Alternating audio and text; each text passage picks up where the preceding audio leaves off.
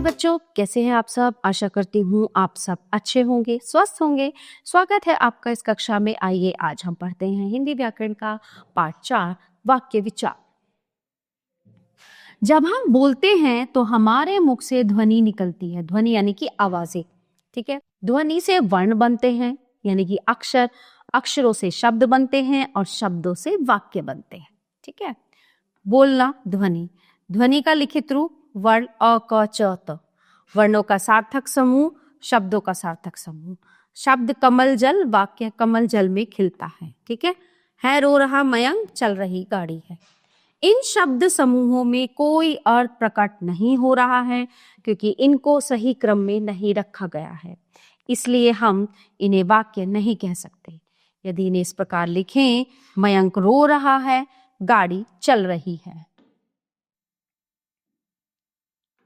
यहाँ शब्दों के समूह से एक निश्चित अर्थ प्रकट हो रहा है क्योंकि यहाँ शब्दों को सही क्रम में रखा गया है, अतः ये वाक्य है। तो इस प्रकार शब्दों का वह सार्थक समूह जिसका अर्थ स्पष्ट हो वाक्य कहलाता है। वाक्य के अंग, वाक्य के दो प्रमुख अंग होते हैं, उद्देश्य और विधेय।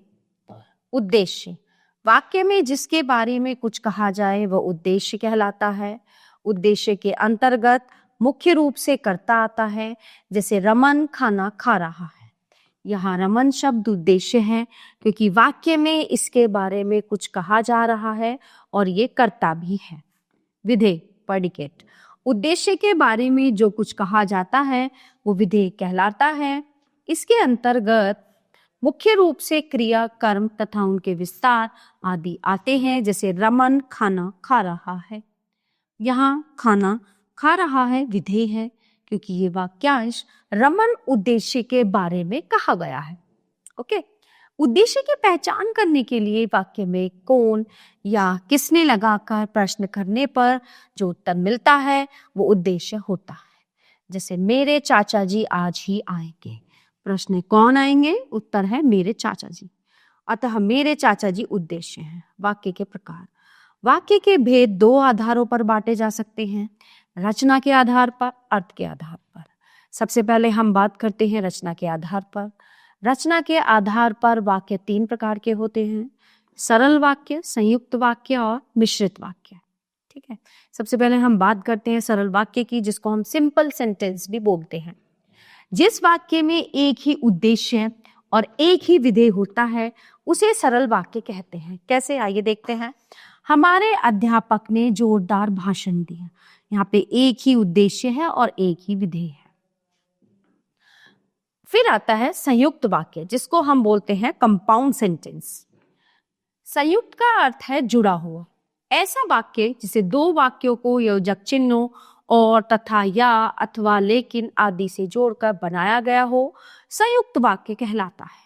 जैसे रोहन ठीक समय पर आ गया लेकिन मयूर नहीं आया। पहला वाक्य, बीच में योजक आ गया, फिर दूसरा वाक्य आ गया, ठीक है। मिश्रित वाक्य, कॉम्प्लेक्स सेंटेंस। मिश्रित का अर्थ है मिला हुआ यानी कि मिक्स। जिस वाक्य में एक प्रधान वाक्य हो तथा एक या एक से अधिक आश्रित उपवाक्य हों, मिश्रित वाक्य कहलाता है। जैसे मैंने आज वह कमीज पहनी जो मेरी मम्मी लाई थी।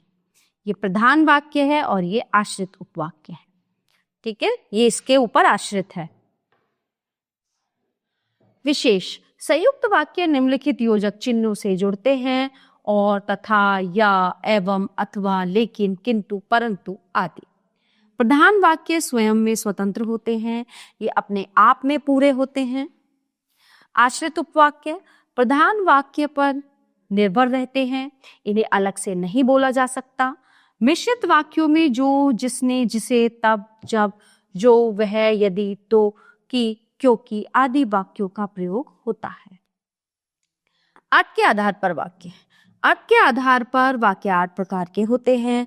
विधानवाचक वाक्य, इन वाक्यों में किसी व्यक्ति, वस्तु अथवा स्थिति के बारे में सामान्य जानकारी दी जाती है, जैसे सोहन एक अध्यापक है।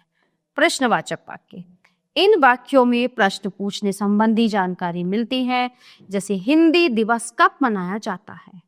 निषेधवाचक वाक्य, इन वाक्यों में किसी काम के ना करने या ना होने की सूचना मिलती है, जैसे आज मैं ट्यूशन नहीं जाऊंगा।